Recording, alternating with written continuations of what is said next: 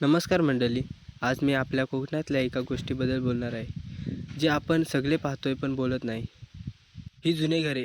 ही फक्त घरं नाहीत मंडळी, इथल्या पहिल्या पिढीने हाताने माती मिसळून, कवले बसवून स्वतःच्या शक्तीवर बांधलेली घरं आहेत. या भिंतीमध्ये किती आवाज आहेत, आईच्या आरत्या, आजोबांचे किस्से आणि आपल्या लहानपणीचे धावपळ. पण काळ बदलतोय. आता मातीची घरे कमी होत आहेत. त्यांच्या जागी चिऱ्याची मजबूत मॉडर्न घरे उभी राहत आहेत. पण एक प्रश्न मात्र कायम मनात येतो. घरे बदलतायत ठीक आहे, पण आपण त्या घरासोबत जोडलेली आपली ओळखही बदलत चालली आहे का? जुने घर लहान होतं, पण मन मोठं करत होतं. नवं घर मोठं आहे, पण मन त्यात कुठेतरी छोटं वाटतंय.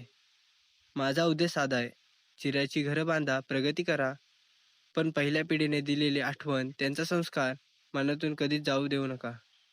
जर हा व्लॉग आवडला असेल तर नक्कीच लाईक करा, शेअर करा आणि कमेंट करायला विसरू नका. धन्यवाद.